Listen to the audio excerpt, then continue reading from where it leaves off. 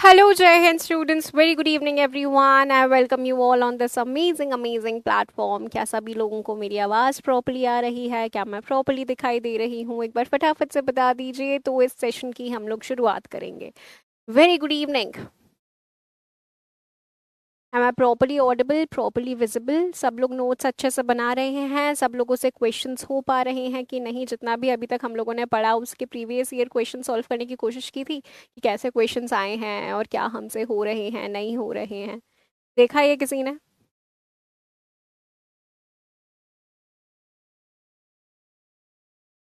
हम्म. Previous year questions करे कि नहीं करे तुम लोगों ने? किसी ने भी किए हैं? ऐसा कोई है तो बताओ कि हाँ मैम किए हैं.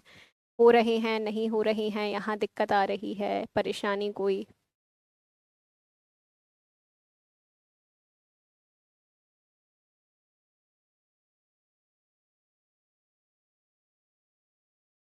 बोलो बोलो बोलो भाई. नहीं किए मतलब किसी ने? सब शांत हैं यहाँ पे. तो करो भाई, प्रीवियस ईयर क्वेश्चंस जो इस टॉपिक से रिलेटेड है उनको सॉल्व करो जरा. जितना भी हम लोगों ने अभी पढ़ा है उससे रिलेटेड हमसे हो पा रहा है नहीं? क्वेश्चंस हो रहे हैं, ठीक है, इट्स वेरी नाइस कि क्वेश्चंस हमसे हो पा रहे हैं. अब आज हम लोगों को जो पढ़ना है वो बेसिकली ये है कि हमारा शरीर जो है, जैसे कोई भी बिल्डिंग ईंटों की बनी हुई होती है ना, एक एक ईंट कर कर पूरा का पूरा बिल्डिंग बन रहा है, वैसे हमारा शरीर कैसे बना हुआ है इस चीज को हमें देखना है. यानी कि लेवल्स ऑफ ऑर्गेनाइजेशन क्या है हमारे शरीर में, इस चीज को हम देखने वाले हैं. कैसे हमारा पूरा शरीर प्रॉपर तरीके से ऑर्गेनाइज्ड है. Let's see. तो सबसे पहली चीज यहाँ पे आ जाती है, हम 3D में इस चीज को समझने की कोशिश करते हैं. चलो इसको करें साइड में. एनिमल्स की बात करते हैं. ये एक एनिमल के अंदर ये एक ऑर्गन है. ठीक है. ऑर्गन को जरा कट करा जाए. ठीक है, कट किया. तो अंदर हम लोगों को कुछ ऐसा स्ट्रक्चर देखने को मिलता है. जूम करें तो हम लोगों को एक छोटा सा एक ऐसा स्ट्रक्चर देखने को मिलता है जिसको एक सेल बोला जाता है, कोशिका बोला जाता है, और ऐसी ही बहुत सारी मल्टीपल कोशिकाएं मिलाकर पूरा जानवर बना हुआ है. प्लांट्स की जरा बात कर लेते हैं. तो इसको भी जूम करते हैं. जूम करो भाई. पत्ती दिखाओ एक. ठीक है, एक पत्ती दिखाई. इस पत्ती को काट के जरा इसको जूम करते हैं.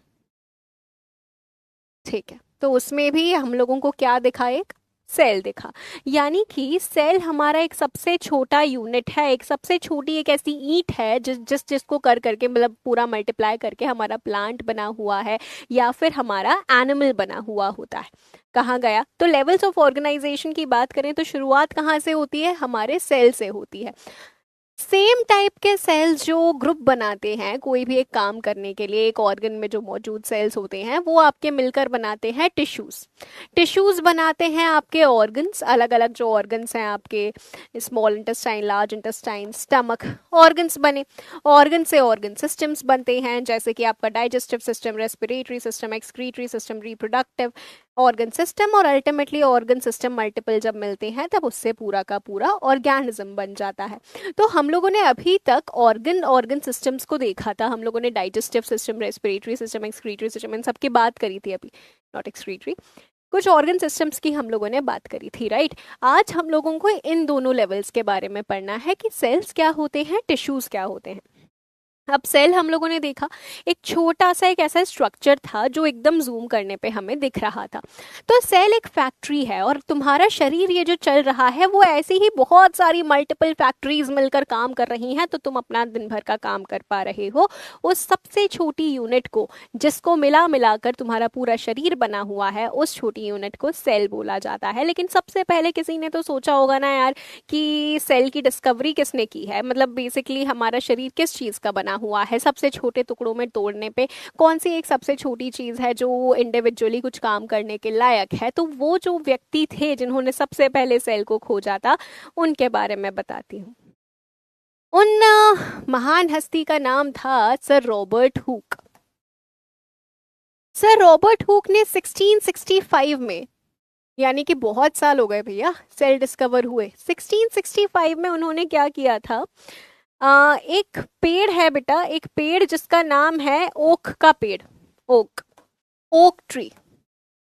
ओक ट्री की जो छाल होती है ना बेटा, बाहर जो पेड़ की छाल होती है उस छाल को उन्होंने खुद के बनाए हुए माइक्रोस्कोप के नीचे देखा, और उनका खुद का बनाया हुआ माइक्रोस्कोप बड़ा खूबसूरत सा था, हमारे बोरिंग माइक्रोस्कोप जैसा नहीं था, कुछ ऐसा दिखता था। फिर उन्होंने बताया, उसमें देखकर उनको कुछ इस प्रकार का स्ट्रक्चर देखने को मिला था, ऐसा स्ट्रक्चर। अब हमें कैसे पता ऐसा स्ट्रक्चर था, तो उन्होंने एक बुक लिखी थी जिसका नाम था माइक्रोग्राफिया। माइक्रोग्राफिया उनकी बुक का नाम था, जिसके अंदर उन्होंने ये छापा कि भैया ऐसा मुझे कुछ देखने को मिला है, और ये बिल्कुल मधुमक्खी के छत्ते जैसा कुछ दिख रहा है, और इसमें जो एक सबसे छोटी यूनिट है, हो सकता है हम इसी छोटी यूनिट के रिपीटेशन से बने हुए हैं। तो ये जो एक छोटा कमरा है, इसको उन्होंने टर्म दिया सेल, यानी कि सबसे पहले जो टर्म दिया गया था वो सर रॉबर्ट हुक के द्वारा दिया गया था। लेकिन एक छोटी सी बात ये कि जो उन्होंने देखा था ये एक बंद फैक्ट्री थी, इसमें कुछ भी काम नहीं चल रहा था। यानी कि सर रॉबर्ट हुक ने सेल को तो देखा था, लेकिन उन्होंने डेड सेल को देखा था बेटा। यानी कि जीवित सेल की खोज भी किसी न किसी ने की होगी, है ना। डेड सेल की डिस्कवरी तो चलो हो गई, लिविंग सेल की डिस्कवरी करी किसने करी थी, तो सर एंटन वन ल्यूवेनहॉक नाम था इनका। 1674 में इन्होंने तालाब में जो काई होती है ना, जो काई जमी हुई होती है, उस काई में एक प्रकार होता है जिसको बोला जाता है स्पाइरोगायरा।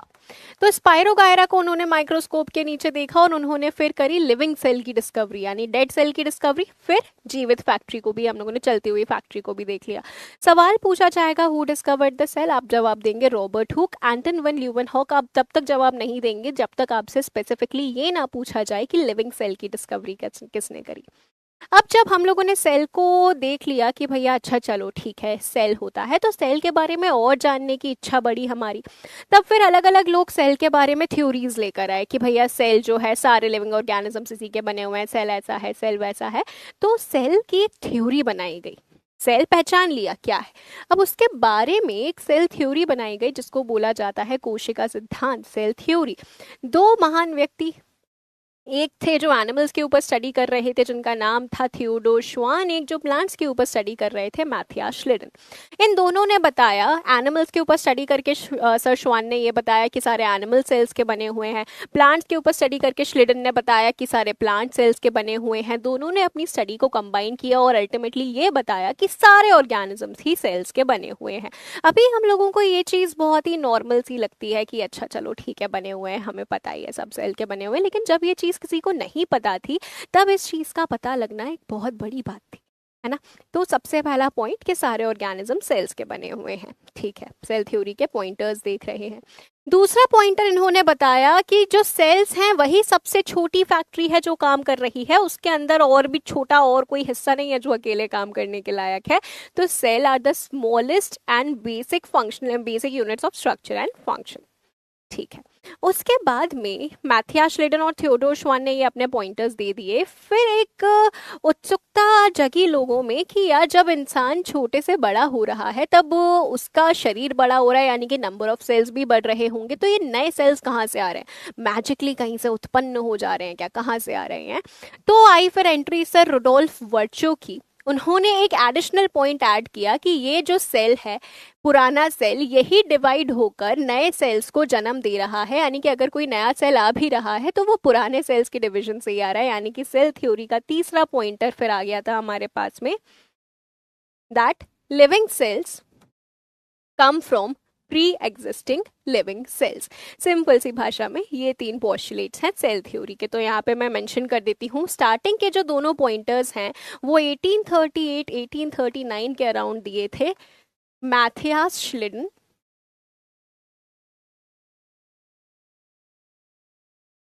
जिन्होंने प्लांट्स के ऊपर काम किया था, और थियोडोर श्वान ने।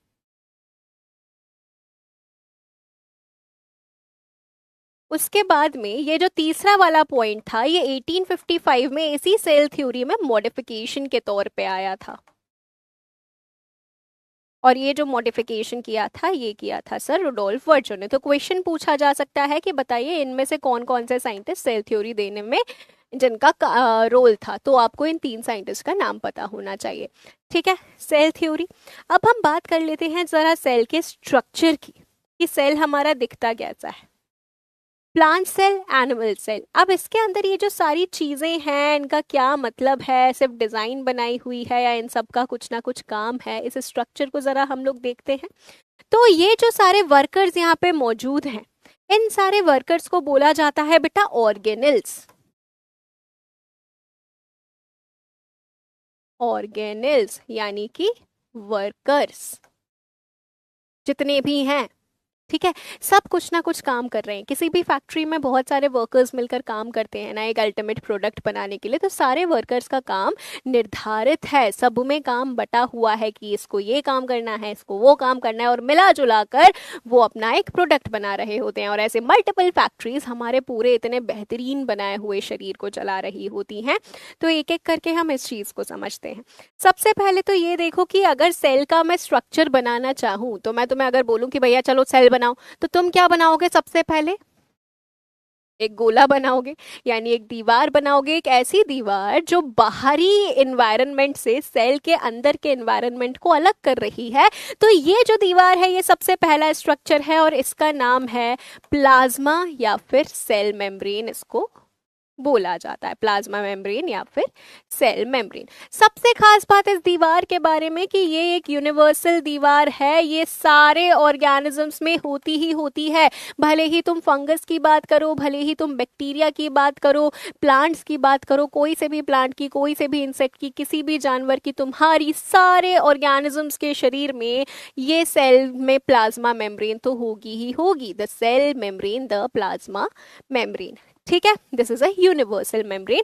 दूसरा इंपॉर्टेंट पॉइंटर इसका ये है कि ये सिलेक्टिवली परमिएबल है, यानी कि ये सिर्फ चुनिंदा चीजों को सेल के अंदर आने देती है। ऐसा नहीं है कोई भी चीज सेल के अंदर आ सकती है, सेल के बाहर जा सकती है, नहीं, सिर्फ चुनिंदा चीजें ही सेल के अंदर या सेल के बाहर आ जा सकती हैं। तो ये है भैया सेल मेम्ब्रेन। सेल मेम्ब्रेन तीन चीजों की बनी हुई होती है। एक तो होते हैं लिपिड्स, एक होते हैं प्रोटीन्स, और एक होते हैं कार्बोहाइड्रेट्स। इन तीनों चीजों की ये तुम्हारी सेल मेम्ब्रेन बनी हुई है। लिपिड्स में भी एक स्पेसिफिक लिपिड्स के दो प्रकार होते हैं बेटा। एक होते हैं फॉस्फोलिपिड्स और एक होते हैं कोलेस्ट्रॉल। तो फॉस्फोलिपिड से पूछा जा सकता है आपसे, फॉस्फोलिपिड्स की दो लेयर्स होती हैं प्लाज्मा मेम्ब्रेन में, दिखाऊंगी अभी। फॉस्फोलिपिड्स की बाइलेयर और एक होता है कोलेस्ट्रॉल। तो इन चीजों का आपका पूरा का पूरा प्लाज्मा मेम्ब्रेन या सेल मेम्ब्रेन बना हुआ है। प्लाज्मा मेम्ब्रेन को देखते हैं जरा, देखो कुछ इस प्रकार की दिखती है दीवार, ईंटों की बजाय ये कुछ इस प्रकार की दिखती है हम लोगों को दीवार, अजीब सी ही दीवार है ना। अब यहाँ पे ये देख रहे हो, ये एक लेयर, ये दूसरी लेयर, तो ये बाई लेयर इसको बोला जाता है। ये क्या है? ये फॉस्फोलिपिड्स हैं। तो फॉस्फोलिपिड्स की दो लेयर हैं जिनमें प्रोटीन्स, कार्बोहाइड्रेट्स ये इस प्रकार से धसे हुए रहते हैं। कुछ ऐसा स्ट्रक्चर इसका हम लोगों को देखने को मिलता है, ठीक है। तो यहाँ पे वही मैंने लिखा था। उसके बाद में ये जो मॉडल हम लोगों को देखने को मिला कि प्लाज्मा मेम्ब्रेन कुछ ऐसी दिखती है, बहुत सारे साइंटिस्ट ने अलग अलग मॉडल देने का प्रयास किया था। जो सबसे ज़्यादा एक्सेप्टेबल मॉडल है, जो आज की डेट में हम लोग मानते हैं कि अच्छा ऐसा मॉडल होता होगा, ये मॉडल हम लोगों को दिया था 1972 में सर सिंगर एंड निकोलसन ने। Singer and Nicolson. और इस मॉडल का नाम है फ्लूइड मोजैक मॉडल। फ्लूइड जैसा है ना, ऐसा हिलता डुलता सा, सेमी फ्लूइड नेचर होता है, तो इस मॉडल का नाम है फ्लूइड मोजैक मॉडल। तो प्लाज्मा मेम्ब्रेन के ये पॉइंटर्स क्या सब लोगों को अभी तक क्लियर हैं? एटलीस्ट इतना हमें प्लाज्मा मेम्ब्रेन के बारे में पता होना चाहिए। एक बार प्लीज मुझे बता देंगे, सेल का सबसे पहला स्ट्रक्चर देख रहे हैं हम, that is the plasma membrane. क्या ये चीज क्लियर है एवरीवन?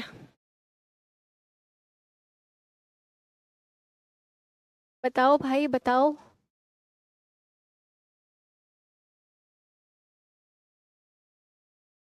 सो गए, जागे हुए हो?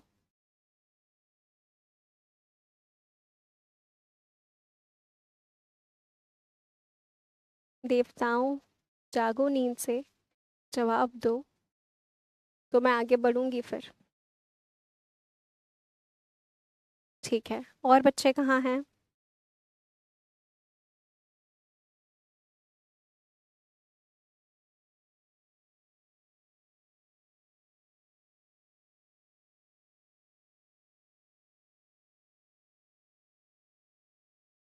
ठीक है, चलिए आगे बढ़ते हैं। अब समझना और फर्दर क्या क्या चीज़ें तुम्हारे सेल में इंपॉर्टेंट चीज़ें मौजूद होती हैं। सेल के अंदर बेटा एक मैनेजर मौजूद होता है। अब भैया इतनी सारी चीज़ों को संभालना है, एक फैक्ट्री की तरह सेल काम कर रहा है, उसके अंदर सारी चीज़ों को हमें मैनेज आउट करना है, तो एक मैनेजर की ज़रूरत है, और वो मैनेजर है तुम्हारा न्यूक्लियस। ये रहा न्यूक्लियस। ठीक है, इसको देखते हैं। तो न्यूक्लियस इज द मैनेजर, और इसकी जो दीवार होती है वो इस प्रकार से डबल मेम्ब्रेन वाली इसकी दीवार होती है। बड़ा इंपॉर्टेंट चीज है न्यूक्लियस तुम्हारा, डबल मेम्ब्रेन। ये अच्छे से नहीं बन पाता मुझसे यार, क्या है, ऐसे ही लिख देती हूँ मैं। ठीक है, इसकी डबल मेम्ब्रेन होती है। एडिशनली न्यूक्लियस के अंदर क्या मौजूद होता है, ये देखते हैं। देखो भाई कहाँ गया, ये रहा। अगर तुम्हें किसी सेल को देखो, सेल के अंदर ये जो सेंटर में पर्पलिश कलर का दिख रहा है ना, ये न्यूक्लियस है। न्यूक्लियस के अंदर दो चीजें मौजूद होती हैं। एक तो ये डार्क पर्पल कलर का स्ट्रक्चर दिख रहा है, ये न्यूक्लियस को केक की तरह काटा गया है। तो न्यूक्लियस के अंदर ये जो डार्क पर्पल कलर का स्ट्रक्चर है, ये है न्यूक्लियोलस। और साथ ही में जेनेटिक मटेरियल मौजूद होता है। क्या क्या दो चीजें मैंने बोली, एक तो न्यूक्लियस के अंदर मौजूद होता है न्यूक्लियोलस, ठीक है, और एक मौजूद होता है जेनेटिक मटेरियल। जेनेटिक मटेरियल यानी कि जिसकी वजह से आपके शरीर में वही सारे फीचर्स आ रहे हैं जो आपके मम्मी पापा के थे। एक जनरेशन दूसरी जनरेशन जैसे क्यों दिख रही है, हम अपने मम्मी पापा जैसे क्यों दिख रहे हैं, यही जेनेटिक मटेरियल के चलते हम दिख रहे हैं। डीएनए, क्रोमोसोम्स, जीन की जो हम बात करते हैं, तो ये डीएन बोल रही हूँ, जीन, डीएनए, क्रोमोसोम्स, ये क्या होते हैं, न्यूक्लियस में किस तरह से मौजूद होते हैं, इनके बीच में क्या रिलेशन होता है, कब हम क्रोमोसोम वर्ड इस्तेमाल कर रहे हैं, कब डीएनए, कब जीन, इस चीज को मैं समझाने वाली हूँ। देखो भाई क्या होता है, तुम्हारे हर एक सेल में जो डीएनए मौजूद है वो बहुत ज़्यादा लंबा डीएनए। तुम ऐसा समझो, फॉर एग्जांपल अगर मेरे शरीर के हर एक सेल को मैं निकालूं और उस डीएनए का मैं एक लाइन बनाने की कोशिश करूं, सिर्फ मेरे शरीर के हर एक सेल का डीएनए निकाल कर, तो यहाँ से चांद तक की लाइन बन सकती है। अब इतना सारा डीएनए मेरे इतने छोटे से शरीर में कैसे समाया हुआ है भैया। तो सिंपल सी बात क्या होता है, इसको ऐसे समझाती हूँ। ये डीएनए है फॉर एग्जाम्पल, डीएनए को अगर मैं किसी चीज के अराउंड ऐसे लपेट दूंगी तो क्या होगा, वो छोटे से एरिया में आ गया। उसी प्रकार से जो डीएनए है आपके सेल के अंदर, उसको एक प्रोटीन के अराउंड लपेट के रखा हुआ जाता है, ये प्रोटीन, और इसके अराउंड ऐसा डीएनए लिपटा हुआ होता है। ऐसे मल्टीपल, ऐसे ही छोटे छोटे जो प्रोटीन्स हैं, इनके अराउंड डीएनए लिपट कर इस प्रकार से एक ऐसा लगता है जैसे मोतियों की माला बना रहा है। तो ये जो प्रोटीन है, सबसे पहले इस प्रोटीन का नाम है हिस्टोन प्रोटीन, हिस्टोन प्रोटीन। और ये जो मोतियों की माला बनकर तैयार होती है, इसको बोला जाता है क्रोमैटिन मटेरियल। ठीक है, तो अगर तुमने सेल को जूम कर कर देखा ना कभी भी, तो तुमको न्यूक्लियस के अंदर ऐसे ही मोतियों की माला बिखरी हुई नजर आएगी, जिसको क्रोमैटिन मटेरियल बोला जाता है। लेकिन जब सेल डिवाइड करता है, व्हेन सेल डिवाइड्स, तब ये जो पूरी मोतियों की माला है ना, ये किसमें कन्वर्ट हो जाती है, ये और फर्दर रैप अप हो जाती है। क्या मतलब, क्रोमैटिन मटेरियल जो था, अब ये और फर्दर ऐसे रोल हो जाता है, रैप एक में ऊपर में ऐसे ऐसे पूरा। और ये क्या बना लेगा, और ये बना लेता है तुम्हारे क्रोमोसोम्स। यानी कि क्रोमोसोम्स तुम्हें सेल में नॉर्मली नहीं दिखेंगे, क्रोमोसोम्स तुम्हें तब दिखेंगे जब तुम्हारा सेल डिवाइड होने वाला होगा। ठीक है भैया। अब ह्यूमन सेल की अगर हम बात करें, तो ह्यूमन सेल के अंदर कितने क्रोमोसोम्स होते हैं भैया, 23 पेयर ऑफ क्रोमोसोम्स होते हैं। ठीक है, अब 23 पेयर में से 22 पेयर ऐसे होते हैं जो ऑटोजोम्स हैं, जो हमारे शरीर के सारे फीचर्स को संभाल रहे हैं, जैसे कि हमारी हाइट हो गई, हमारा हेयर कलर, हमारी आंखों का रंग हो गया। बस एक पेयर ऐसा है, जस्ट वन पेयर, जो हमारा जेंडर डिटरमाइन करता है कि हम लड़का बनेंगे या लड़की बनेंगे। इसको बोला जाता है सेक्स पेयर ऑफ क्रोमोसोम्स। ठीक है, अब इस सेक्स पेयर में अगर एक्स एक्स हुआ तो फीमेल बनती है, अगर एक्स वाई हुआ तो मेल बनता है। ठीक है,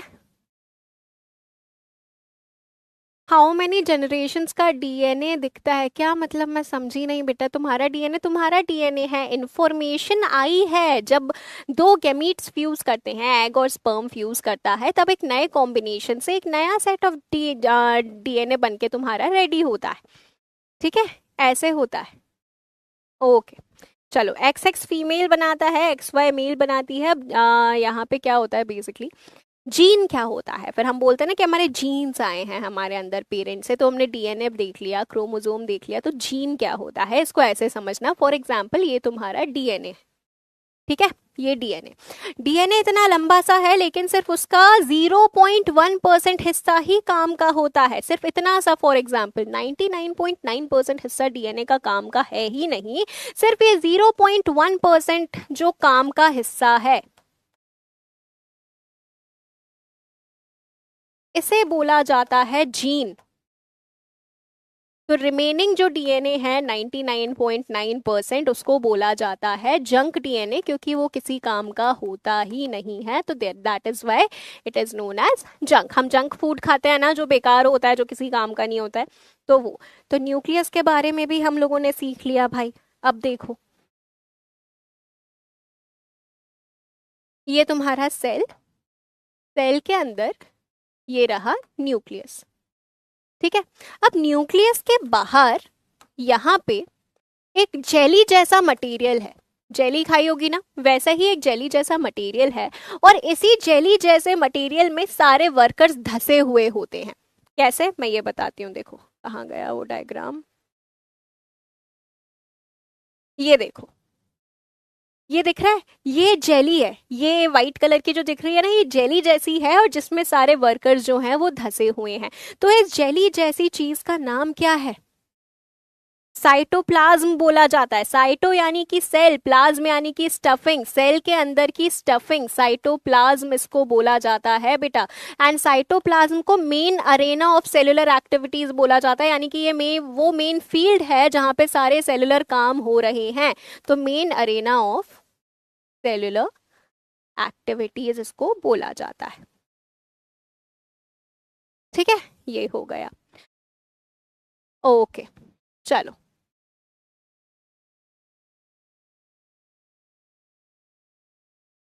बेटा फीमेल एक्स एक्स होती है, मेल एक्स वाई होता है, ध्यान से देखो इस चीज को। ओके, इसके बाद में न्यूक्लियस प्लस साइटोप्लाज्म, यानी कि ये पूरा का पूरा न्यूक्लियस प्लस साइटोप्लाज्म प्लस जो भी ऑर्गेनेल्स आएंगे, यानी कि सेल के अंदर का जितना भी पूरा कंपोनेंट होता है प्लाज्मा मेम्ब्रेन के अंदर, उसको प्रोटोप्लाज्म बोला जाता है। यानी कि प्रोटोप्लाज्म का मतलब क्या हो गया, न्यूक्लियस प्लस साइटोप्लाज्म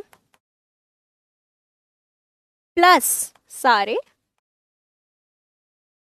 ऑर्गेनेल्स, ठीक है। तो ये आपका प्रोटोप्लाज्म हो जाता है। ओके, और क्या चीजें मौजूद होती हैं आपके सेल के अंदर, ये देखते हैं भाई। चलो और चीजें देखते हैं। ये रहा तुम्हारा सेल, ठीक है। चलो सेल को ऐसे नहीं बनाते हैं, अब ऐसा करते हैं, मैं ये बताती हूँ। हम लोगों ने यहाँ देखा कि ये तुम्हारा पूरा सेल है, ठीक है, कहाँ गया, ये रहा सेल, ठीक है। सेल के अंदर हम लोगों ने देख लिया न्यूक्लियस मौजूद है, न्यूक्लियस के बाद में और क्या आ जाती है।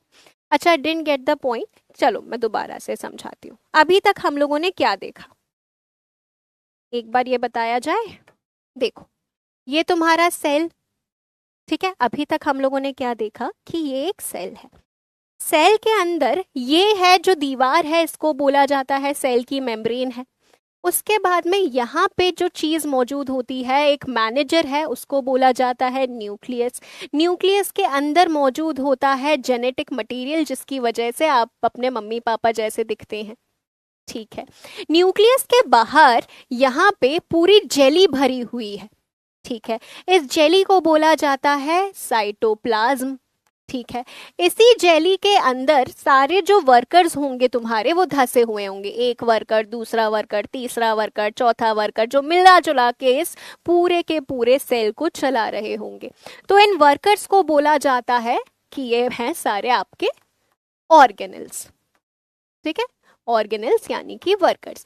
अब बात आ जाती है कि अगर मैं न्यूक्लियस को भी ले लूं, साइटोप्लाज्म को भी ले लूं, ऑर्गेनेल्स को भी ले लूं, हर एक चीज जो प्लाज्मा मेम्ब्रेन के अंदर मौजूद है, इन सारी, इसको भी मिला लिया, इसको भी मिला लिया, इसको भी मिला लिया, इन तीनों चीजों को मिलाकर क्या बोला गया? प्रोटोप्लाज्म। यानी कि तुम्हारे प्लाज्मा मेम्ब्रेन के अंदर क्या मौजूद है?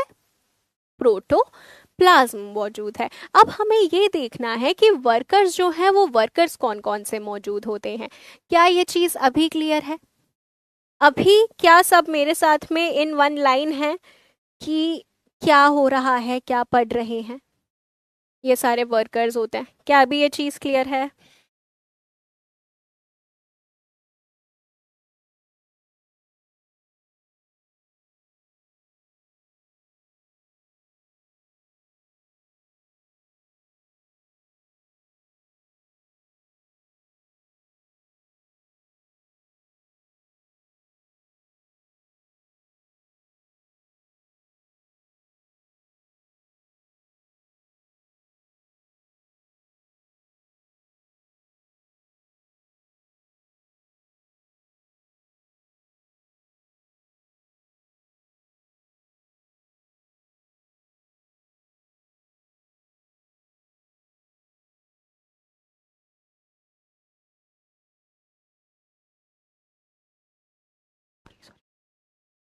ओके, अभी मेरी आवाज आ रही है? आई होप अभी मेरी आवाज प्रॉपरली आ रही होगी।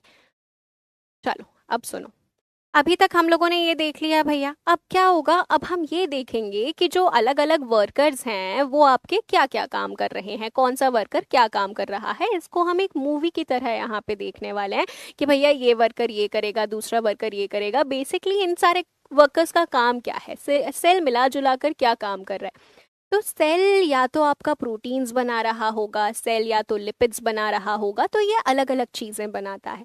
तो अब फॉर एग्जाम्पल अगर हमें प्रोटीन बनाना है तो पूरा क्या एक रूटीन चल रहा होगा, किस प्रकार से सेल में फंक्शनिंग चल रही है, इस चीज को देखते हैं। ठीक है, चलो फॉर एग्जाम्पल यहाँ पे मैंने बनाया न्यूक्लियस। ठीक है, अब न्यूक्लियस मैनेजर है भैया, तो न्यूक्लियस से सिग्नल आएगा कि चलो ये बनाना है या वो बनाना है। अब न्यूक्लियस से सिग्नल आया, यानी कि सिग्नल यानी कि एक मैसेंजर आया, कबूतर मैसेज लेकर कि भैया चलो आज एक प्रोटीन बनाना है हम लोगों को। ठीक है, अब क्या होगा? अब सबसे पहले वर्कर से मिलिए जो कि न्यूक्लियस के सबसे नजदीक मौजूद होता है, कुछ इस प्रकार का सिचुएटेड होता है न्यूक्लियस के सबसे पास में। ठीक है, तो इस वर्कर का नाम है एंडोप्लाज्मिक। क्या बोला? एंडो यानी अंदर, प्लाज्मिक यानी साइटोप्लाज्म के अंदर धसा हुआ एक वर्कर जो जाल की तरह फैला हुआ है न्यूक्लियस के पास में। जाल की तरह यानी रेटिकुलम। एंडोप्लाज्मिक रेटिकुलम नाम है इस वर्कर का। इस वर्कर को मैं तुम्हें दिखाती हूँ, ये देखो, ये न्यूक्लियस है सेंटर में, न्यूक्लियस के आसपास में जाल की तरह फैला हुआ ये वर्कर दिख रहा है।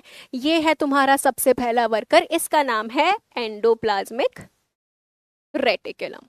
ठीक है, चलो देखो अब इसका क्या काम है। जो एंडोप्लाज्मिक रेटिकुलम है, इसमें आधे एंडोप्लाज्मिक रेटिकुलम की सरफेस पे कुछ इस प्रकार से दूसरा वर्कर बैठा हुआ है।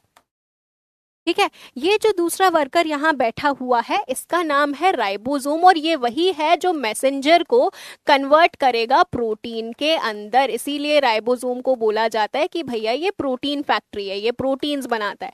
एक महान व्यक्ति ने बोला था कि मैं ऐसी मशीन बनाऊंगा कि एक तरफ से आलू डालोगे दूसरी तरफ से सोना निकलेगा। बिल्कुल वैसे ही है राइबोसोम, एक तरफ से मैसेज डालोगे दूसरी तरफ से प्रोटीन निकलेगा।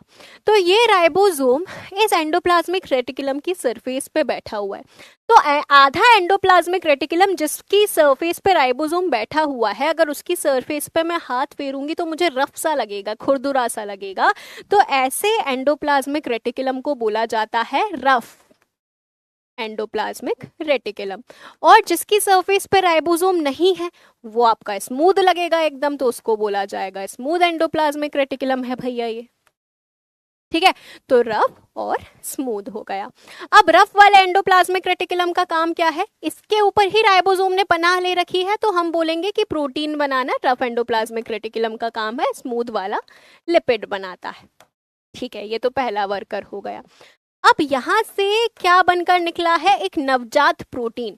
अब ये नवजात जो छोटा सा बच्चा प्रोटीन है, इसको नहीं पता कि इसको कहाँ जाना है। ये अभी छोटा सा है, अभी अभी ये पैदा हुआ है, इसको कैसे पता चलेगा कि इसका जीवन में क्या एम है, इसको कहाँ जाना है, इसको ये बनाना है, काम करना है, वो बनाना है, कैसे पता चलेगा इसको कि कहाँ क्या करना है, कुछ नहीं पता। तो अब बारी आती है एक ऐसे दूसरे वर्कर की जो इसकी मदद करेंगी ये समझने में। गोल्जी दीदी आया है ये, इनका क्या नाम है, गोल्जी दीदी या फिर गोल्जी अपैरेटस।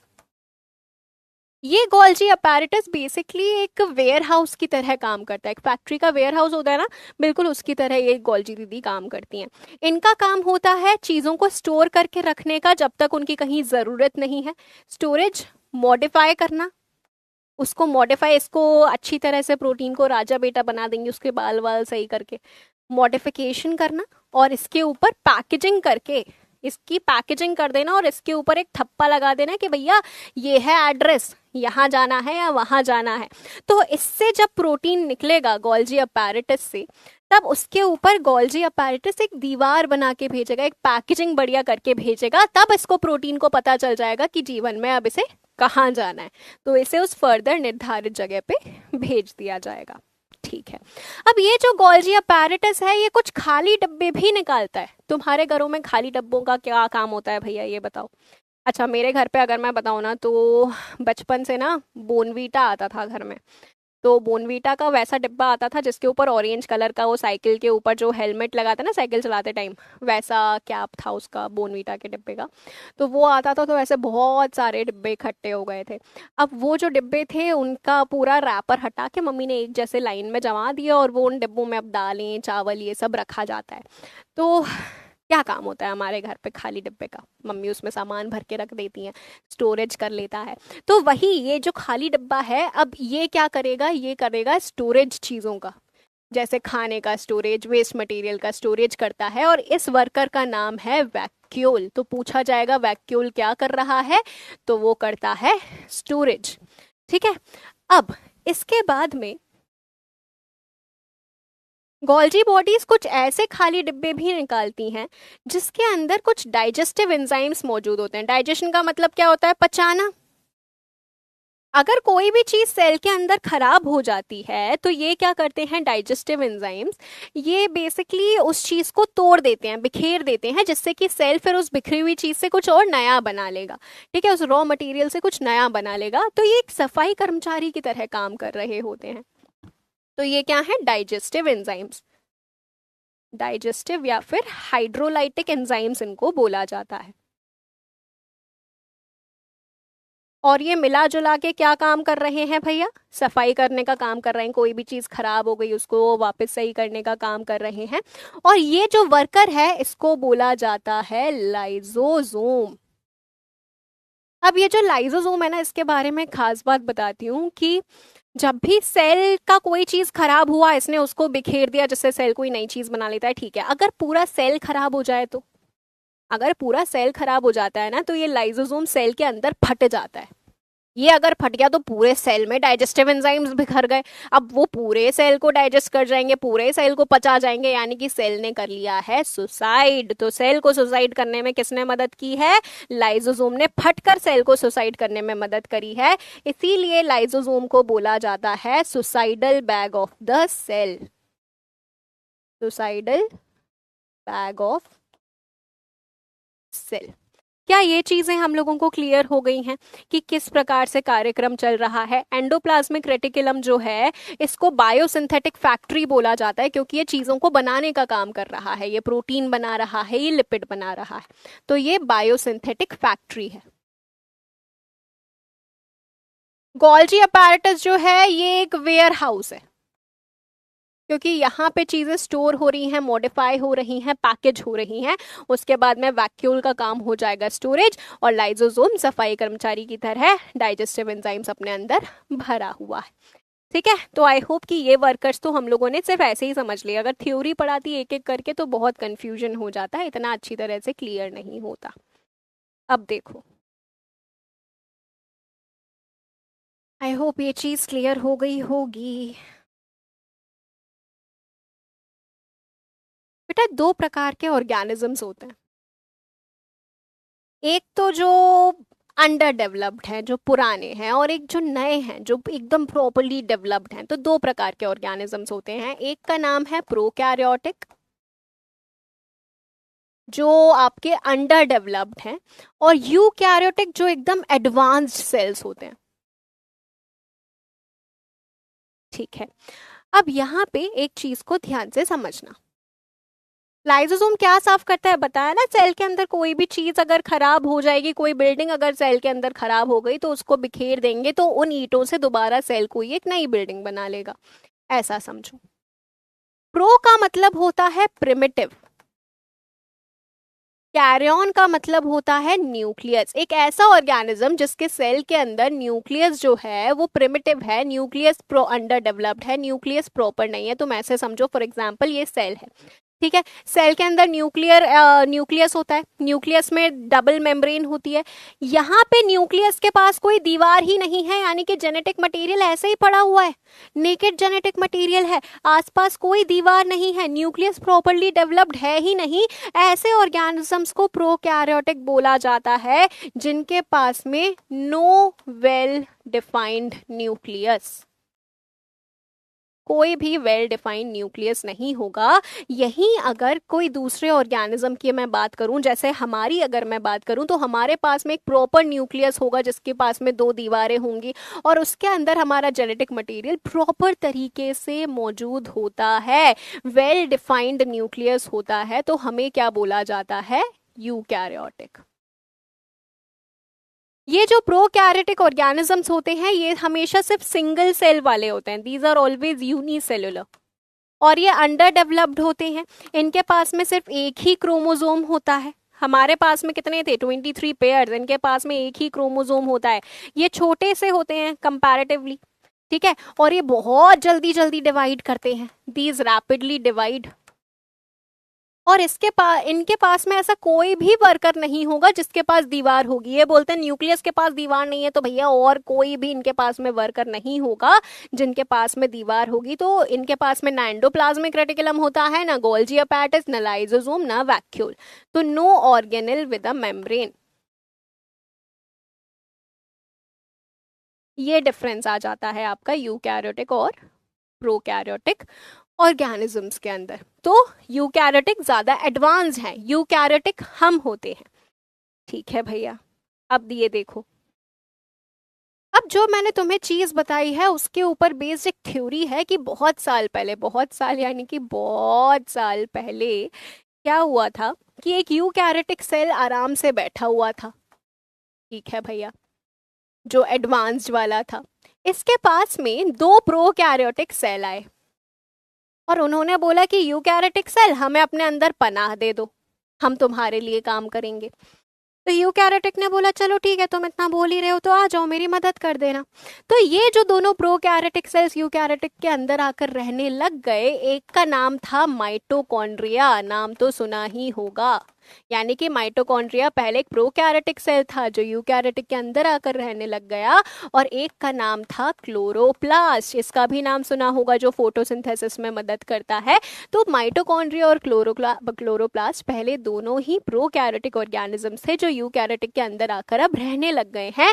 इसीलिए माइटोकॉन्ड्रिया, क्लोरोप्लास्ट दोनों के पास में they have their own DNA, उनके पास उनका खुद का डीएनए होता है, माइटोकॉन्ड्रिया के पास भी, क्लोरोप्लास्ट के पास भी। और इसीलिए इनको cell within a cell के नाम से भी जाना जाता है, सेल के अंदर सेल, या फिर इनको सेमी ऑटोनोमस ऑर्गेनल्स भी बोला जाता है, क्योंकि ये खुद का काम कर रही है लेकिन ये यूकैरियोटिक सेल के लिए काम कर रही हैं, तो इनको सेमी ऑटोनोमस ऑर्गेनल्स के नाम से जाना जाता है। ठीक है, तो ये तो तुम्हारा हो गया। Is this thing clear? चलो, अब यहाँ पे हम लोग देखते हैं माइटोकॉन्ड्रिया को। माइटोकॉन्ड्रिया का स्ट्रक्चर अगर मैं तुम्हें दिखाऊं तो वो कुछ इस प्रकार का होता है। उसके पास डबल मेम्ब्रेन होती है, एक बाहर वाली मेम्ब्रेन और एक अंदर वाली मेम्ब्रेन। ये रही अंदर वाली। तो अंदर वाली ऐसी डिजाइनर क्यों है, अंदर वाली इतना ज्यादा फोल्डेड क्यों है, इतनी ज्यादा लंबी क्यों है, तो इस चीज को समझना।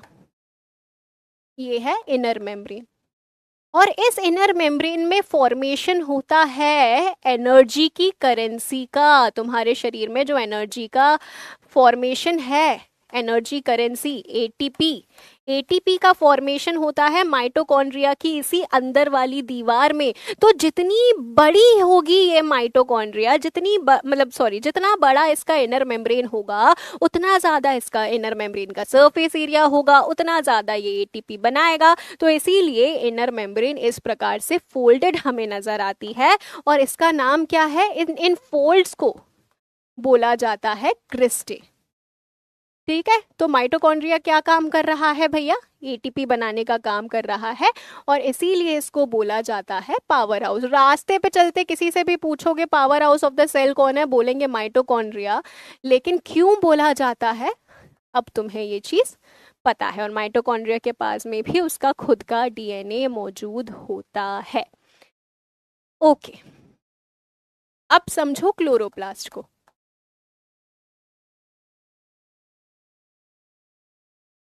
तो भैया क्लोरोप्लास्ट जो है वो भी आपका एक डबल मेम्ब्रेन स्ट्रक्चर होता है।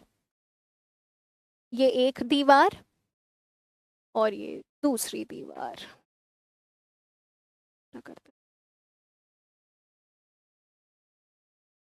ओके, अब ये जो क्लोरोप्लास्ट है इसके अंदर ना सिक्के सिक्के जैसे जमे हुए हैं, 1 2 3 4 5 6 7 ऐसे सिक्के जमे हुए हैं, और ये आपस में ऐसे कनेक्टेड होते हैं। इन्हीं सिक्कों के अंदर मौजूद होता है क्लोरोफिल, क्लोरोफिल जिसकी मौजूदगी में फोटोसिंथेसिस हो रहा होता है। तो ये जो सिक्के हैं इनको बोला जाता है थाइलाकॉइड्स। ठीक है, ये जो एक के ऊपर एक जमे होकर इस प्रकार का स्टैक बना रहे हैं, इन स्टैक को बोला जाता है ग्रैनम। और जैसे सेल के अंदर साइटोप्लाज्म था ना जेली जैसा, उसी प्रकार से क्लोरोप्लास्ट के अंदर जो भी यहाँ पे फ्लूइड मटेरियल होगा, उस फ्लूइड मटेरियल को बोला जाता है स्ट्रोमा। और ये हो गया तुम्हारा chloroplast complete. This is the structure of chloroplast. I hope कि ये चीज हम लोगों को क्लियर हो गई है बेटा। ठीक है, अब जरा हम ये बात करते हैं कि जो प्रोकैरियोटिक ऑर्गेनिजम्स हैं उनके अंदर आता कौन है भैया? एनिमल्स। एक और चीज हम लोगों ने कवर नहीं करी है, एक और चीज मैं कवर कराना चाहती हूँ,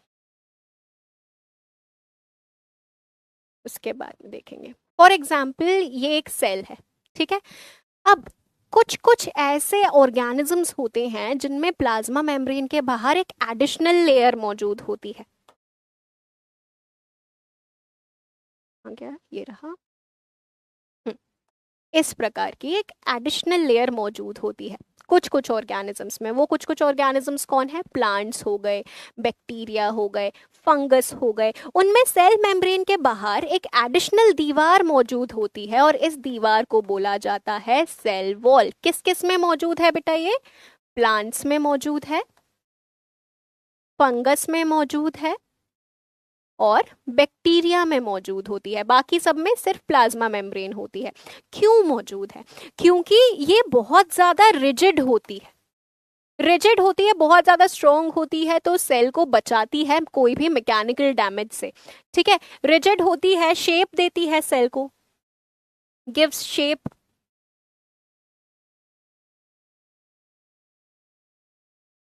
और साथ ही साथ में prevents from mechanical damage, damage से बचाती है।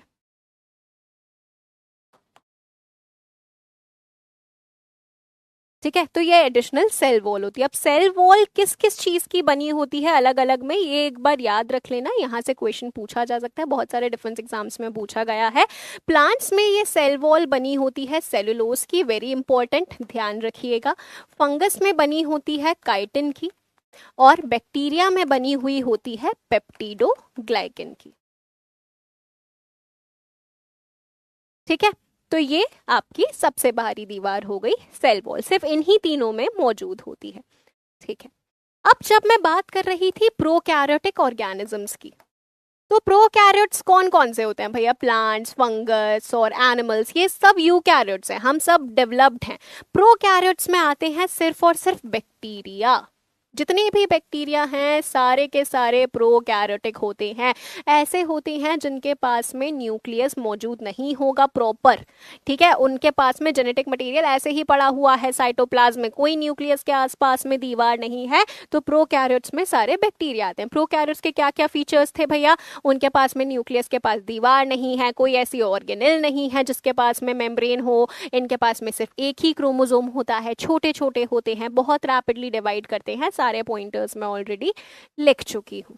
तो ये आपका बैक्टीरिया हो गया, ठीक है। बैक्टीरिया आपको बेटा सिर्फ 4 शेप के मिलते हैं। आपको ऐसा लगेगा बैक्टीरिया तो इतने प्रकार के होते हैं, तो इतने अलग अलग शेप्स के मिलते होंगे, नहीं, they exist in only 4 shapes. कौन कौन से शेप्स होते हैं? या तो वो इस प्रकार का रॉड जैसा मिलेगा जिसको बोला जाता है बैसिलस, जैसे कि दही में मिलने वाला lactic acid, bacillus rod shape. या तो इस प्रकार का कॉमा जैसा मिलेगा जिसको बोला जाता है विब्रियो, जैसे कि विब्रियो कॉलेरी, कॉलेरा कॉज करवाने वाला।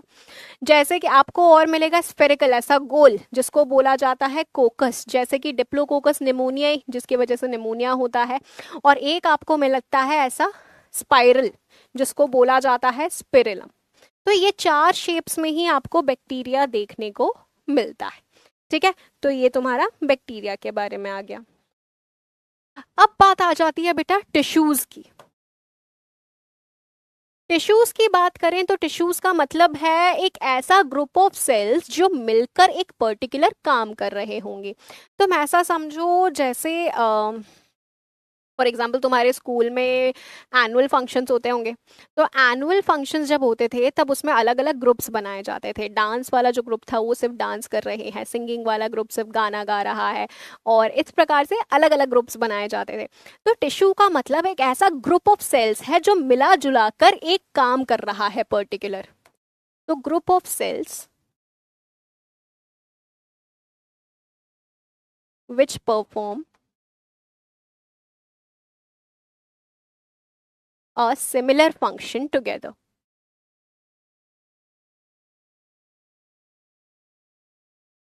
तो अगर मैं तुमसे बोलूं कि मैं अपने बाल का एक सेल, एक अपने चेहरे का सेल, एक अपने हाथ का सेल निकाल के रखूं उनका ग्रुप बना के, तो क्या मैं उसको टिश्यू बोल सकती हूँ? नहीं, क्योंकि वो मिलजुल कर कोई एक काम नहीं कर रहे, ठीक है। तो tissues a group of cells जो मिला जुला कर एक ही काम कर रहे हैं। और स्टडी ऑफ टिश्यूज को क्या बोला जाता है? हिस्टोलॉजी बोला जाता है। जैसे स्टडी ऑफ सेल को साइटोलॉजी बोला जाता है, स्टडी ऑफ टिश्यूज को हिस्टोलॉजी बोला जाता है,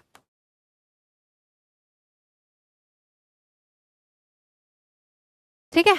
अब देखना, अब एनिमल्स में और प्लांट्स में बेटा अलग अलग प्रकार के टिश्यूज होते हैं, क्योंकि हमारी ज़रूरतें अलग अलग हैं। एनिमल्स को एक जगह से दूसरी जगह तक मूव करना है, प्लांट्स को एक जगह पे खड़े होकर फोटोसिंथेसिस करना है, एक ही जगह पे खड़ा रहना है, तो उनको सपोर्ट चाहिए। तो अलग अलग टिश्यूज होते हैं क्योंकि इनकी ज़रूरतें अलग अलग हैं, इनकी डिमांड्स अलग अलग हैं। तो सबसे पहले तो हम देखते हैं एनिमल्स में कौन कौन से टिश्यूज होते हैं। एनिमल टिश्यूज, 4 प्रकार के टिश्यूज होते हैं बेटा हमारे अंदर। चारों प्रकार को आप जानते हैं क्योंकि हमारे शरीर की हम बात तो कर ही चुके हैं। एक होता है नर्वस टिश्यू जो एक जगह से दूसरी जगह तक इंफॉर्मेशन को लेकर जाता है। एक होता है आपका मस्कुलर टिश्यू जिसकी वजह से आप मूव कर पा रहे हैं, आपकी muscles, muscular tissue, contract relax muscular tissue. एक होता है कनेक्टिव टिश्यू जो अलग अलग चीजों को कनेक्ट करने का काम कर रहा है, साथ में और भी बहुत सारे काम करता है। कनेक्टिव टिश्यू जैसे कि तुम्हारा ब्लड, जैसे कि हड्डी को हड्डी से कनेक्ट करने वाला लिगामेंट, हड्डी को मसल से कनेक्ट करने वाला टेंडन, तो वो अभी बताऊंगी उनके बारे में। तो वो आपके कनेक्टिव टिश्यूज हो जाते हैं। और एक आ जाता है एपिथेलियल टिश्यू जो हर एक चीज की कवरिंग, हर एक चीज की लाइनिंग बना रहा है। जैसे हमारे शरीर की लाइनिंग हमारी चमड़ी, स्किन बना रही है, वैसे ही ऑर्गन की लाइनिंग कोई बना रहा होगा, तुम्हारे ईसोफेगस की लाइनिंग कोई बना रहा होगा। तो लाइनिंग्स जो है वो सारी एपिथेलियम बनाता है, ठीक है। तो ये 4 प्रकार के टिश्यूज हमारे अंदर मौजूद होते हैं। सबसे पहले हम बात करें अगर नर्वस टिश्यू की, तो नर्वस टिश्यू के अंदर एक सेल होता है न्यूरॉन। नाम सुना ही होगा, नर्व सेल या न्यूरॉन, है ना। और न्यूरॉन का सपोर्ट करने के लिए जो सेल्स होते हैं उनको न्यूरोग्लियल सेल्स बोला जाता है। तो यहाँ पे मैं लिख देती हूँ न्यूरोग्लियल्स सपोर्ट द न्यूरॉन। न्यूरॉन के स्ट्रक्चर को देखते हैं जरा, कहाँ गया,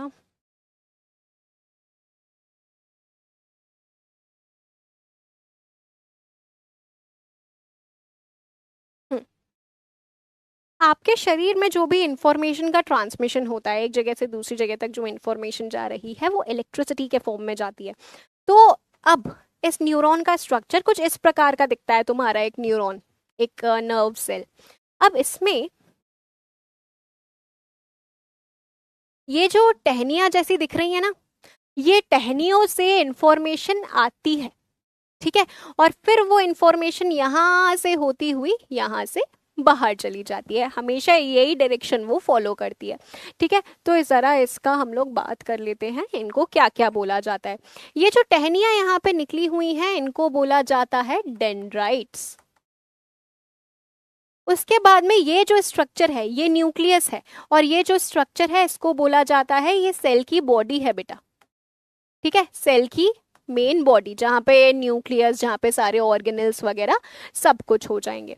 इसके बाद में ये जो ये रॉड जैसा स्ट्रक्चर आपको दिख रहा है इसको बोला जाता है एक्सॉन, ये पूरा रॉड जैसा स्ट्रक्चर। और ये क्या है, ये एक्सॉन के एंडिंग्स हैं, तो एक्सॉन के एंडिंग्स को क्या बोला जाएगा, एक्सॉन के टर्मिनल्स, तो ये आपके हो जाएंगे एक्सॉन टर्मिनल्स, ठीक है। तो ये आपके फीचर्स। अब यहाँ पे तुम लोगों को ऐसा दिख रहा है जैसे तेल की एक परत यहाँ पे चढ़ा रखी हो। तुम लोग फिजिक्स में पढ़ते हो दो प्रकार के मटेरियल होते हैं, एक कंडक्टर्स होते हैं, एक इंसुलेटर्स होते हैं। कंडक्टर्स अपने थ्रू इलेक्ट्रिसिटी को पास होने देते हैं, इंसुलेटर्स नहीं पास होने देते। तो ये जो आपको परत दिख रही है ये इंसुलेटर है बेटा, और इस परत का नाम है माइलिन शीथ। इंसुलेटर का क्या काम है मैम, क्योंकि इंफॉर्मेशन तो इलेक्ट्रिसिटी के फॉर्म में जा रही है, तो अगर बीच में इंसुलेटर आ जाएगा तो इलेक्ट्रिसिटी कैसे जाएगी। सिंपल सी बात, इलेक्ट्रिसिटी फॉर एग्जांपल आई, ठीक है, यहाँ से, तो वो यहाँ जंप करेगी। ये बीच बीच में जो गैप्स दिख रहे हैं इन गैप्स को नोड्स ऑफ रैनवियर बोला जाता है। पूछा जाएगा नोड्स ऑफ रैनवियर कहाँ देखने को मिलते हैं, आप जवाब देंगे न्यूरॉन में, ठीक है। तो फिर उसको इंसुलेटर दिखा, फिर वो जंप करी। जैसे भूल भुलैया में था ना, अक्षय कुमार बोलता है पानी, वो जंप करता है, पानी जंप करता है। तो ये इस प्रकार से जंप कर कर कर इंफॉर्मेशन फिर अल्टीमेटली एक्सॉन टर्मिनल से चली जाएगी। अब जंप कर कर कर क्यों जाना जरूरी है, जिससे जल्दी पहुंचे।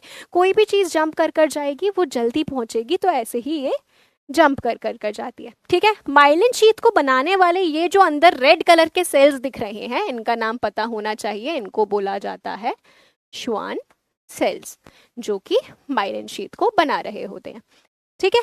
चलो, ये न्यूरॉन को समझ लिया।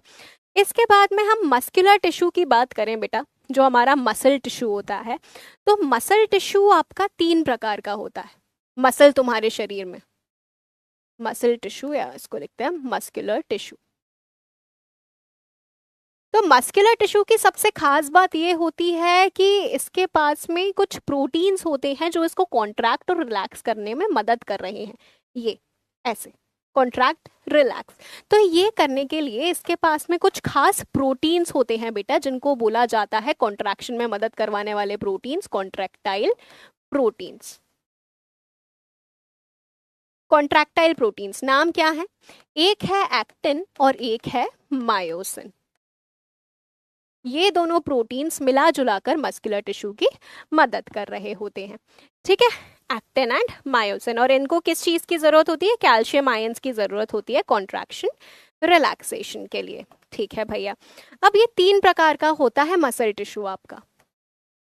एक तो वो होता है जो तुम्हारे दिल की मसल है, तुम्हारे हार्ट में जो मसल होती है वो स्पेसिफिक सिर्फ वहीं मिलती है और कहीं नहीं मिलती है, कार्डियक मसल, जो इनवॉलेंट्री होती है। इनवॉलेंट्री यानी हमारे कंट्रोल में नहीं है। एक ऐसी होती है जो तुम्हारे इंटरनल ऑर्गन्स में होती है, ये भी हमारे कंट्रोल में नहीं है भैया। तुम्हारे पेट अगर मूव कर रहा है, तुम्हारा ईसोफेगस ऐसे ऐसे करके मूव कर रहा है, तो वो हमारे कंट्रोल में नहीं है। और इंटरनल ऑर्गन्स में मौजूद जो ये आपकी स्मूथ मतलब जो मसल होती है उसको बोला जाता है स्मूथ मसल, ये भी हमारे कंट्रोल में नहीं है, और ये भी कैसी होती है, इनवॉलेंट्री। अब बात आ जाती है, ये दोनों तो इनवॉलेंट्री हमारे कंट्रोल में नहीं है, तुम्हारे ऑर्गन्स वाली मसल या फिर तुम्हारे दिल वाली मसल। लेकिन एक मसल जो हमारे कंट्रोल में है, जैसे मैं अपना हाथ मूव कर पा रही हूँ, अपना पैर मूव कर पा रही हूँ, तो जो हमारे कंट्रोल में है उसको बोला जाता है skeletal muscle, which is in are control, यानी कि जो वॉलेंट्री है।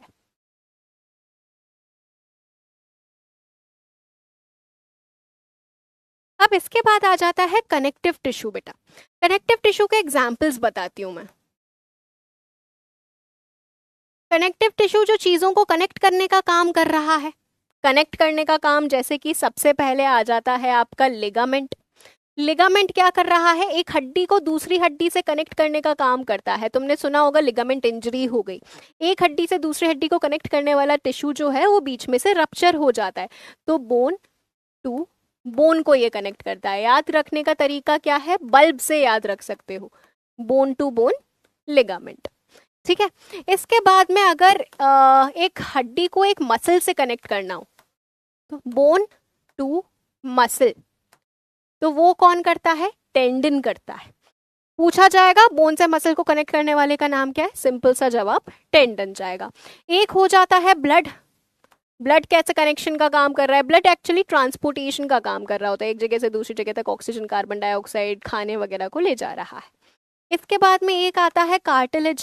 कार्टिलेज जेली जैसा एक टिश्यू होता है, जैसे तुम्हारी नाक की टिप पे या ये कान में जहाँ पे ईयरिंग पहनते हैं, तो ये कार्टिलेज एक कुशन की तरह काम कर रहा होता है। जैसे फॉर एग्जांपल ये हाथ के ऊपर अगर मैं ऐसे मारूं तो लगेगी, लेकिन अगर कुशन लगा दूं, एक गद्दी यहाँ लगा दूं फिर मारूं तो नहीं लगेगी, यानी कि कुशनिंग इफेक्ट ये दे रहा है, सपोर्ट का काम ये कर रहा होता है।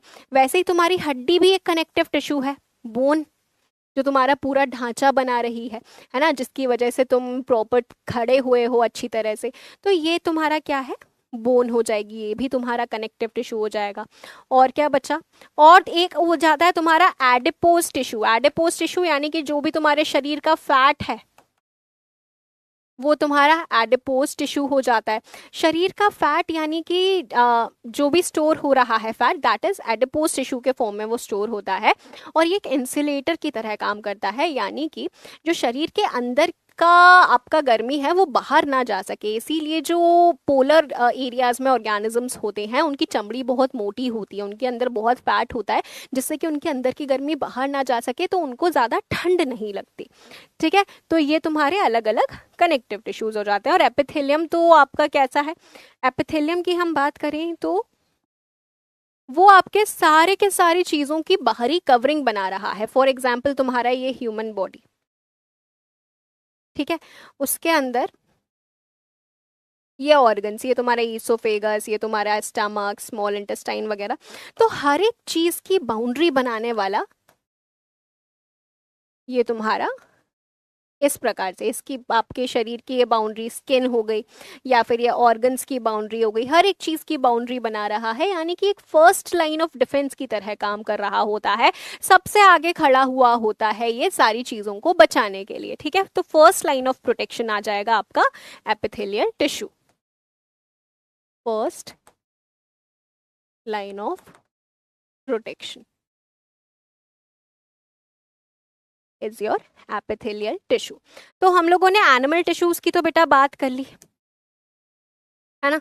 एनिमल टिश्यूज कौन कौन से हो गए, एक तो तुम्हारा नर्वस टिश्यू हो गया, एक मस्कुलर टिश्यू जो मूवमेंट में मदद कर रहा है, एक तुम्हारा कनेक्टिव टिश्यू हो गया जो चीज़ों को कनेक्ट करने में या ट्रांसपोर्ट करने में या सपोर्ट देने में इंसुलेटर की तरह काम कर रहा था, एक तुम्हारा एपिथेलियल टिश्यू जो फर्स्ट लाइन ऑफ प्रोटेक्शन की तरह काम कर रहा होता है, सबसे आगे खड़ा हुआ होता है। उसके बाद में आ जाते हैं हमारे plant tissues. Let's see,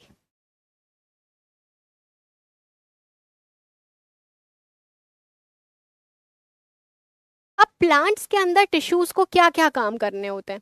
plants के अंदर टिश्यूज को बेसिकली सबसे पहली चीज तो ग्रो करने का काम करना है, कि वो ग्रो कर जाए।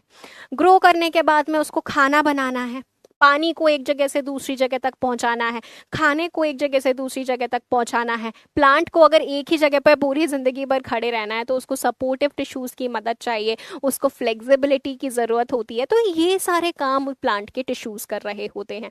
तो इसको एक शॉर्ट माइंड मैप के फॉर्म में, एक फ्लो चार्ट के फॉर्म में बता रही हूँ, जिससे तुम कभी नहीं भूलोगे। प्लांट के टिश्यूज को इस प्रकार से दो हिस्सों में डिवाइड कर देती हूँ बेटा। एक ऐसा नहीं, एपिथेलियल टिश्यू एक प्रकार का कनेक्टिव टिश्यू कैसे हो गया, प्रथम वो दूसरी कैटेगरी थी ना, दूसरी प्रकार में लिखा था ना, 4 प्रकार, कनेक्टिव को एपिथेलियल के साथ मिक्स मत कर। ठीक है, तो प्लांट टिश्यूज 2 प्रकार के होते हैं, एक वो टिश्यूज होते हैं जो सिर्फ ग्रोथ करवाने में मदद करा रहे हैं और इनका कोई काम नहीं होता। मेरिस्टेमेटिक टिश्यूज सिर्फ क्या करा रहे हैं, ग्रोथ, और कोई काम नहीं, कोई भी काम नहीं, ठीक है। और एक होते हैं परमानेंट टिश्यूज, परमानेंट, जो बाकी सारे काम कर रहे हैं, ग्रोथ का काम छोड़कर बाकी सारे काम करने वाले परमानेंट टिश्यूज होते हैं, ठीक है। तो मेरिस्टेमेटिक सिर्फ ग्रोथ करवाते हैं, परमानेंट बाकी के सारे काम करवा रहे होते हैं। अब मेरिस्टेमेटिक डिपेंड करता है कि भैया प्लांट में कहाँ मौजूद हैं, वहां की ग्रोथ करवाएंगे, ठीक है। परमानेंट की बात करूं मैं तो परमानेंट में दो प्रकार आते हैं। एक तो आपके सिंपल टिश्यूज होते हैं परमानेंट में। सिंपल का मतलब होता है जो सिर्फ एक ही प्रकार के सेल्स के बने हुए हैं, जैसे डांस ग्रुप में सारे बच्चे डांस कर रहे हैं, तो only one type of cells, ठीक है, वन टाइप ऑफ सेल्स के अगर बने होंगे तो नाम से ही समझ में आ रहा है सिंपल टिश्यूज हो जाएंगे। और सिंपल इंडिया में कौन सा एग्जाम नहीं है, पीसीएस का एग्जाम लोग 10-10 12-12 साल तक देते रहते हैं, तो वहां से हम याद रखेंगे पीसीएस, पैरेन्काइमा। एक दो बार नाम पढ़ोगे याद हो जाएगा, पैरेन्काइमा, कॉलेनकाइमा, बस अगर ये नाम आ जाए कि ये कहाँ पे मौजूद होता है तो तुम्हें पता होना चाहिए प्लांट का एक टिश्यू है। और एक होता है स्क्लेरेन्काइमा। पैरेन्काइमा फूड का स्टोरेज करने में मदद करता है प्लांट की। कॉलेनकाइमा फ्लेक्सिबिलिटी देता है, जो टहनियाँ ऐसे लहराती हुए देखते हो ना तुम, अभी हवा चल रही है, बढ़िया बारिश का मौसम हो रहा है, तो फ्लेक्सिबिलिटी प्रोवाइड करवाता है कॉलेनकाइमा। और स्क्लेरेन्काइमा एकदम टफ होता है, एकदम स्ट्रॉन्ग होता है। तो as for sclerenchyma, as for strength, as for support, तो ये स्ट्रेंथ और सपोर्ट देने का काम करता है, स्ट्रेंथ एंड सपोर्ट, ठीक है। ये स्क्लेरेन्काइमा, तो ये सिंपल प्रकार के टिश्यूज हो गए। दूसरा प्रकार आ जाता है कॉम्प्लेक्स, जो सिर्फ नाम से कॉम्प्लेक्स है। अब इसका नाम कॉम्प्लेक्स इसलिए है क्योंकि इसमें डिफरेंट टाइप ऑफ सेल्स होते हैं। जैसे फॉर एग्जांपल आर्ट्स वाला ग्रुप जो बनता है एनुअल फंक्शन में, उसमें कोई बच्चा कटिंग कर रहा है, कोई बच्चा चिपकाने का काम कर रहा है, कोई बच्चा ड्राइंग पेंटिंग कर रहा है ना। तो अलग अलग प्रकार के डिफरेंट टाइप ऑफ सेल्स होते हैं आपके कॉम्प्लेक्स टिश्यू के अंदर, ठीक है। अब इसके दो प्रकारों का नाम तुमने सुना हुआ होगा कभी ना कभी, जाइलम और फ्लोएम।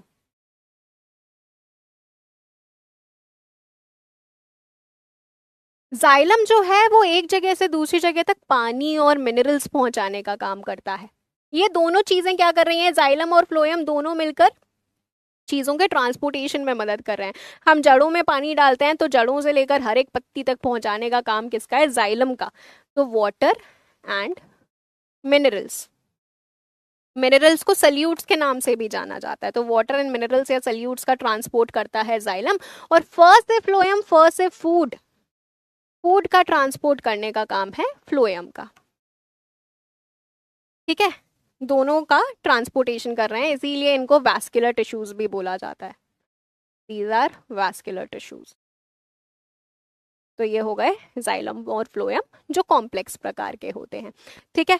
क्या ये प्लांट टिश्यूज हम लोगों को क्लियर हुए हैं, कौन कौन से होते हैं, किसका क्या काम होता है? सबसे सिंपल फॉर्म में मैं फ्लो चार्ट के फॉर्म में ही बता सकती थी बेटा तुम्हें। क्या ये चीज क्लियर हुई है थोड़ी बहुत?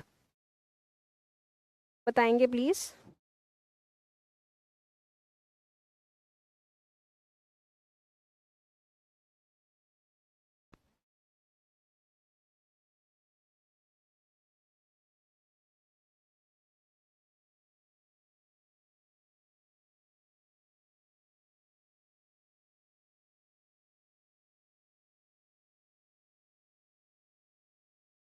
ले आओ, बढ़िया, शाबाश। तो ऐसा करते हैं, कुछ क्वेश्चंस करते हैं।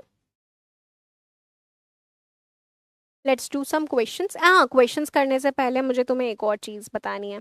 रुको रुको जरा, फिर एक आध क्वेश्चन करेंगे, फिर क्लास को एंड करेंगे, ठीक है।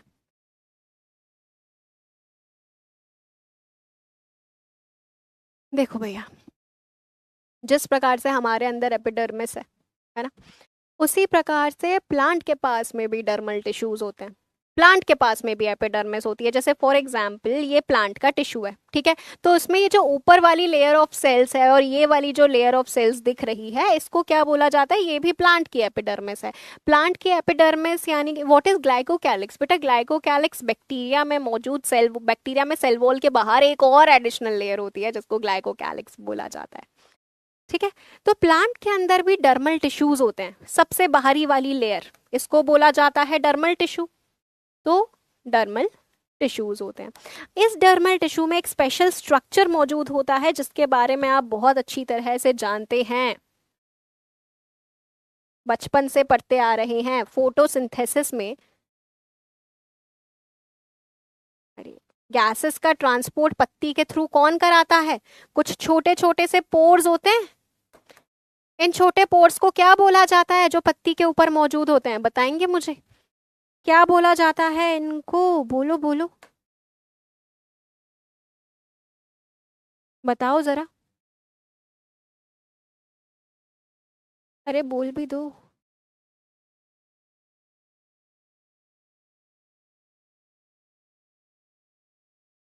क्या बोला जाता है इनको,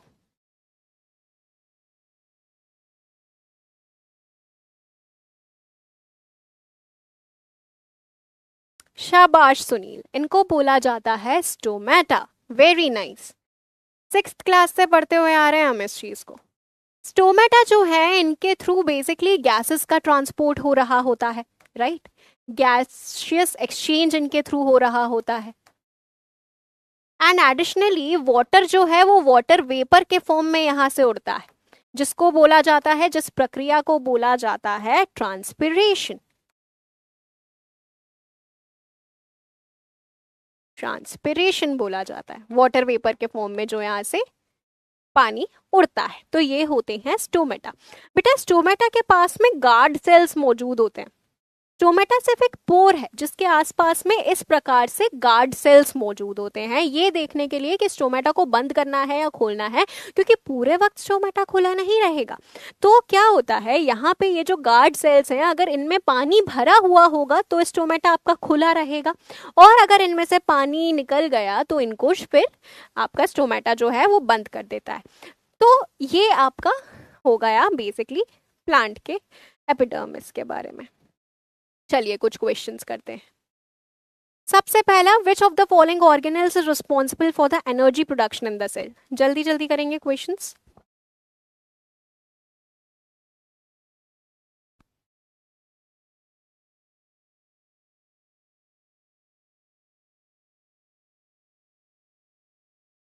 organelle responsible for energy production in the cell,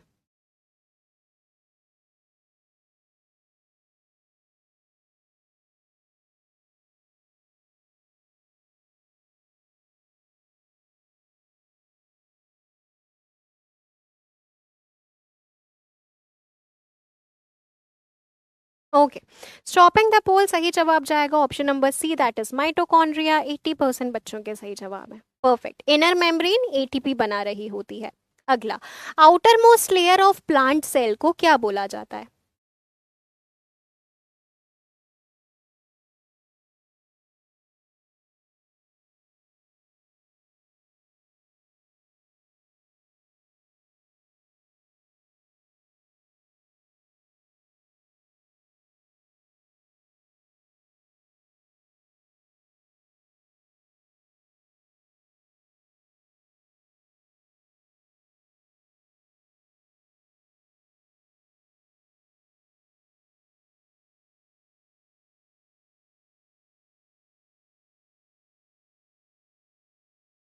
stopping the poll सही जवाब जाएगा option number C, that is cell wall. और सेल वॉल किस चीज की बनी हुई है, सेल वॉल प्लांट्स के अंदर सेल्यूलोज की बनी हुई होती है। इसके बाद में अगला क्वेश्चन, इनमें से कौन सा टिश्यू प्लांट्स में ट्रांसपोर्टेशन ऑफ वाटर में मदद करता है,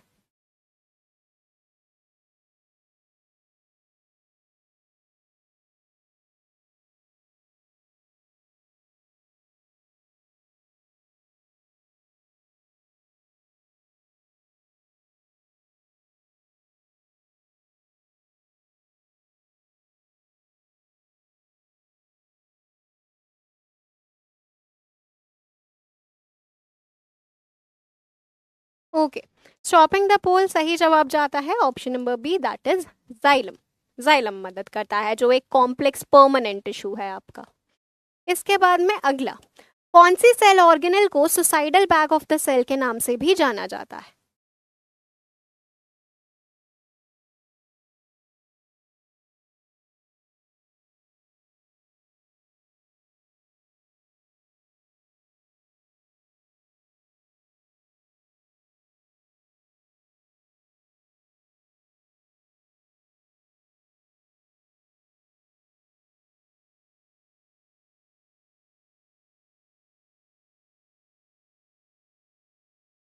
ओके, स्टॉपिंग द पोल सही जवाब option number C, lysosome. Lysosome जिसके अंदर डाइजेस्टिव या हाइड्रोलाइटिक एंजाइम्स भरे भरे हुए थे।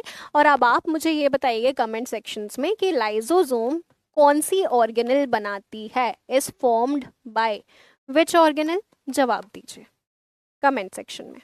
इसके बाद में अगला, which of the following tissues is responsible for the movement in human body?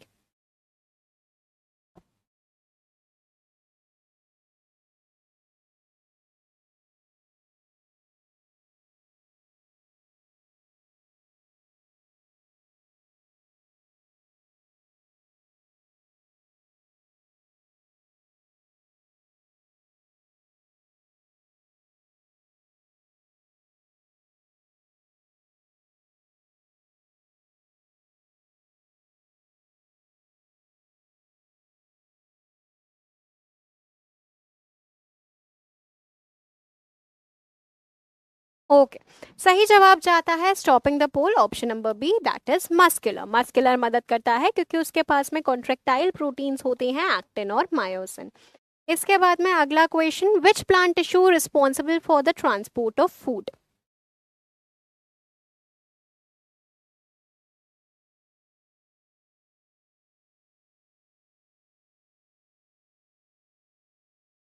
Yes Nikita.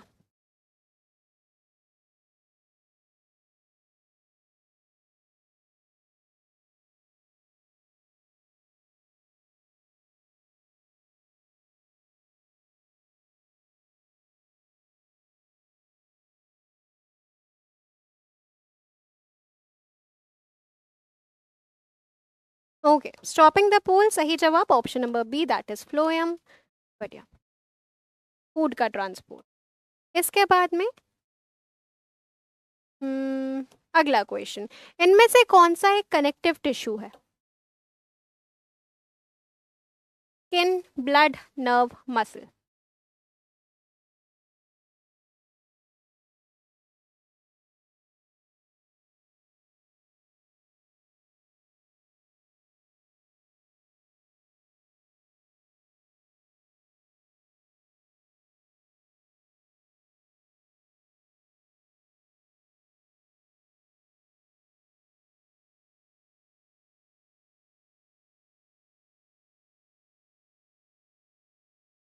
Okay, stopping the poll सही जवाब option number B, that will be blood. Blood एक कनेक्टिव टिश्यू है, स्किन एपिथेलियल है, नर्व नर्वस टिश्यू का हिस्सा है, muscle muscular tissue है, आसान। एक न्यूरॉन किस किस चीज का बना हुआ होता है? न्यूरॉन यानी कि नर्व सेल किस किस चीज का बना है, बताइए।